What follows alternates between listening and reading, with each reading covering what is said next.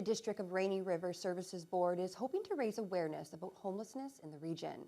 They hosted an open house on November 22nd, National Housing Day, inviting the community in to see the warming center and learn more. Lee Noonan was there.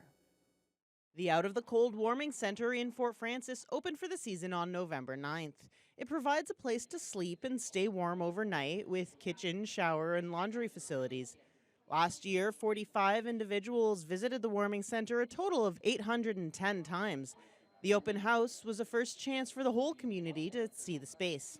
We had an amazing turnout, and people that I didn't really even expect to come. Like, we had seniors come that were like, tell me about this. We've heard it. We were wondering. We live down the street. And I'm like, you care and you came. And it made me feel happy. My heart was happy that people actually care. How many people in the district are without shelter on any given night can vary significantly, but there are 56 people who've opted to put their names on the DSAB's by name list at various points in time since it was first implemented about a year ago.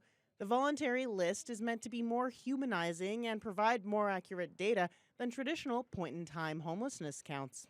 So it can be used for stats and like things that people need to say, we need money for this. But on the other hand, on a personal level, what it does is it brings other service people together and they can service plan for the one person. So, okay, so who knows Tom? Have you seen Tom? You have a good relationship with Tom. Okay, so next time you see him, can you start the housing application with Tom?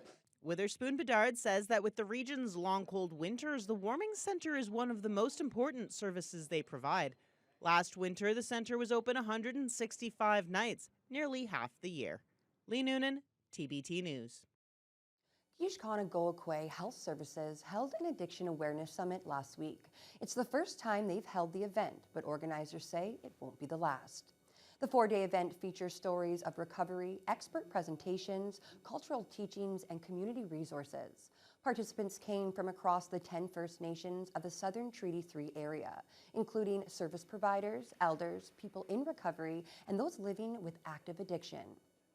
So we really just wanted to create a space where we could start some of those conversations and some of those teachings and have everything rooted in, our ways of understanding addictions, because we understand a person as a holistic person. It's not just the mental or emotional piece or the physical piece. It's the collection and the balance of our mental, emotional, spiritual, and physical well-being. Morso connects a loss of culture and colonial trauma to the disproportionate number of Indigenous people affected by addictions. Across all the presentations, she says one theme came up repeatedly: the importance of walking with people through their journey with unconditional love.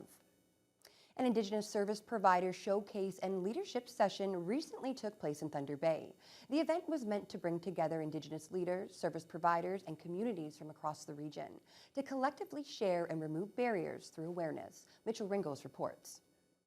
The first ever Indigenous Service Providers Showcase and Leadership Session saw leaders from First Nations organizations and those providing Indigenous services within non-Indigenous frameworks set up at the Victoria Inn. Nujamaiwing Sukataiging Health Team Indigenous Co-Chair Natalie Pavila says they put on the event to inform the public, as many residents aren't aware of how many services are offered in our area.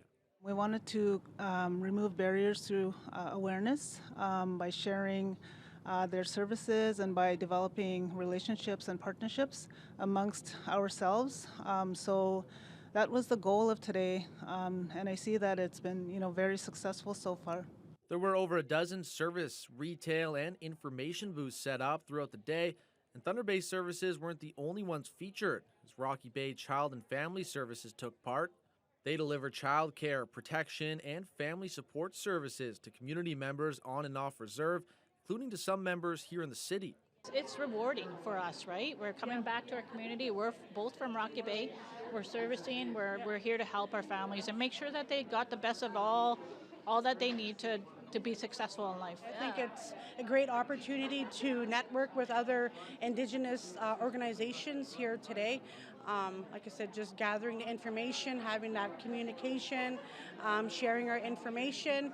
The service showcase wasn't the only part of the event, as a leadership session was held to facilitate engagement designed explicitly for leaders from First Nation organizations, which Pavla says is very important as those leaders will help decide a future plan going forward. Hopefully after today we will have some type of goal or plan on how we can work to get together better going forward, and how do we share our resources, and how do we share the knowledge of the resources that are within the community and district of the City of Thunder Bay. Treaty 3 Police held their 5th annual all-girls gathering last week, with events around the region for girls from Treaty 3 First Nations aged 13 to 18. Lee Noonan has more. The Treaty 3 all-girls gathering was held in Dryden, Kenora, and Fort Francis, with roughly 100 girls attending in total, joined by their adult chaperones. The event is organized by officers with the Treaty 3 Police Service. We're leaders in the community, and when we're practicing our traditional ways and culture, it's empowering people within the community to take part and take back their culture. The day-long event kicked off with traditional drumming and women's cultural teachings. We come in and we start singing, and we sing loud. As women, our voices are to be heard. And so we sing loud. Every year, the event also features a self-defense class, teaching the girls some fundamentals of keeping safe and fighting back in a threatening situation. There must be 1,000 different ways that a bad guy could attack me. Now there's one. Okay, right hand and left hand. And they're going to try to stab you, punch you, grab your hair, slap you. Look what Elaine's doing every time, right? She's like, anything else you got there, Mr. White? Right? Every time I throw, she just keeps putting her hand up and stopping that. This year's keynote speaker, Kristen McKay, shared her music and art with the girls, as well as a message of love and empowerment. Call your spirit back. Take care of each other. Be the change. Everybody love everybody. Sergeant McCready hopes the event will help inspire the girls to consider jobs in policing or take on other leadership roles in the community. They absolutely know there's a spot here for them if policing is the way they want to go, and we hope that they do. And this just brings awareness of exactly what we do. McCready says the response from the girls across the region has been positive, and she hopes they've been able to inspire and empower them. Lee Noonan, TBT News. And that wraps up this week's edition of Northwest Newsweek. We hope to see you again next week.